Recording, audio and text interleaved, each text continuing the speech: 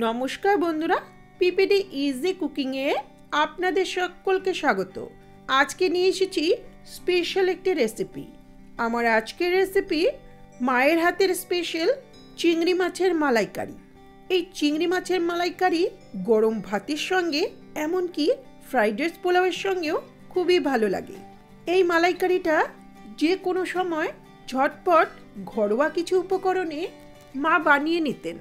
আজকে মায়ের কাছে শেখা দারুণ এই রেসিপিটি আপনাদের সঙ্গে শেয়ার করব। আশা করছি রেসিপিটা আপনাদের ভালো লাগবে। ভালো লাগলে লাইক, কমেন্ট, শেয়ার করবেন আর চ্যানেলটাকে সাবস্ক্রাইব করে পাশে থাকবেন। চলুন তাহলে রেসিপিটা শুরু করি।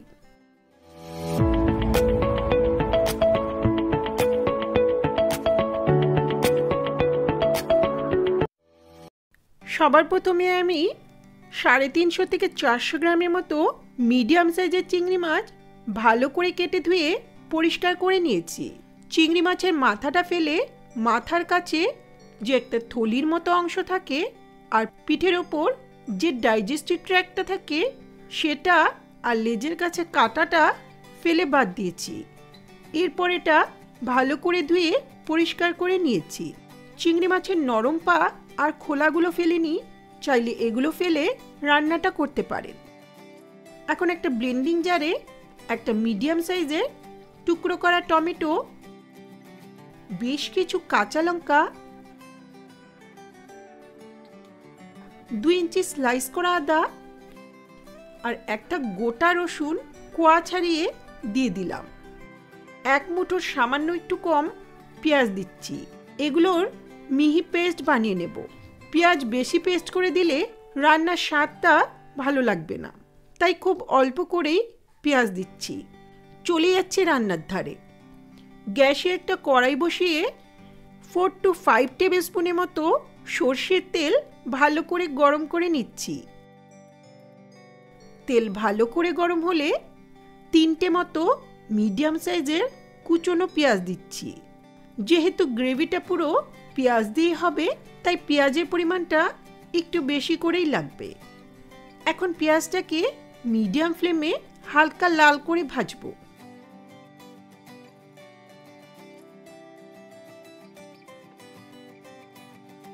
পেঁয়াজটা হালকা লাল করে ভাজা হয়েছে। এখন এতে আদা, রসুন, লঙ্কা, টমেটোর পেস্টটা দিয়ে দিচ্ছি।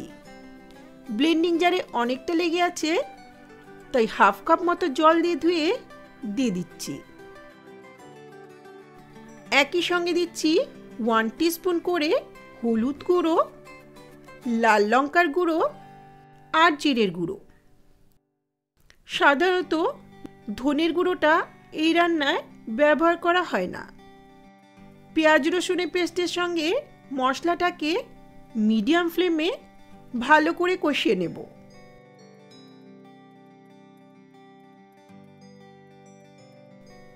মশলাটা কষানো হয়েছে, এর থেকে তেলটা সরে আসছে। এখন এতে পরিষ্কার করে রাখা চিংড়ি মাছগুলো দিয়ে দিচ্ছি। মাছের উপরে দিচ্ছি সামান্য লবণ।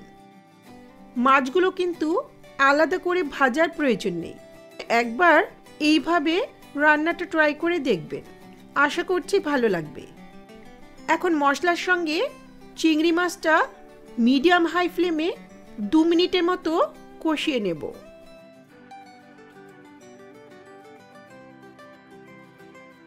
দু মিনিট মাছটা কষানোর পর এতে দিচ্ছি 200 থেকে 300 ml মতো ঘন দুধ।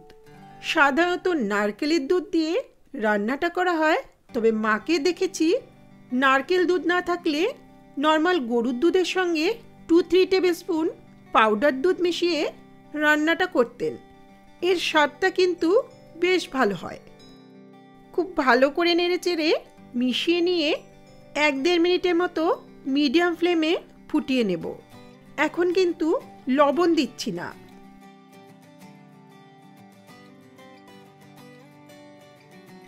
দিচ্ছি স্বাদ মতো লবণ। যেহেতু দুধের ব্যবহার করেছি আর অনেকটা পেঁয়াজ দিয়েছি, তাই চিনি দেওয়ার প্রয়োজন নেই। লবণটা দেওয়ার পর চিংড়ি থেকে জলটা বেরিয়ে আসবে। আরও 2-3 মিনিটের মতো মিডিয়াম ফ্লেমে ঝোলটাকে ফুটতে দেব। 2-3 মিনিট পর দেখুন চিংড়ি থেকে কতটা জল বেরিয়েছে। রান্নাটা হয়ে এসছে। এখন সব শেষে দিচ্ছি বেশ কয়েকটা চেরা কাঁচা লঙ্কা, 1 টিস্পুন গরম মশলা গুঁড়ো। আর রান্না করব না, ভালো করে একটু মিশিয়ে নিয়ে ঢাকা দিয়ে গ্যাসের ফ্লেমটা অফ করে কিছুক্ষণ স্ট্যান্ডিং টাইমে রাখব।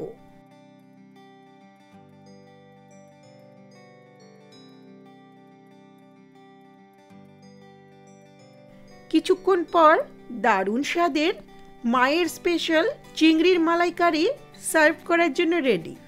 দেখুন কালারটা কতটা সুন্দর হয়েছে, দেখেই কিন্তু জিভে জল এসে যাচ্ছে। গ্রেভির কনসিস্টেন্সিটা কিন্তু এই রকমই হবে। এই চিংড়ির মালাইকারিটা গরম ভাতের সঙ্গে, এমনকি ফ্রাইড রাইস পোলাওয়ের সঙ্গেও খুবই ভালো লাগে। এখন থেকে মালাইকারি বানানোর জন্য অনেক বেশি কিছু আয়োজন করার প্রয়োজন নেই, ঝটপট এভাবেই মালাইকারি বানিয়ে নিতে পারবেন। তাহলে একবার হলেও আমার মায়ের এই রেসিপিটি ট্রাই করে দেখবেন। আশা করছি রেসিপিটা আপনাদের ভালো লাগবে। ভালো লাগলে লাইক, কমেন্ট, শেয়ার করবেন আর চ্যানেলটাকে সাবস্ক্রাইব করে পাশে থাকা বেল আইকনটা অবশ্যই প্রেস করবেন, যাতে আমার ভিডিওর নোটিফিকেশনগুলি আপনাদের কাছে সহজেই পৌঁছে যায়। ধন্যবাদ।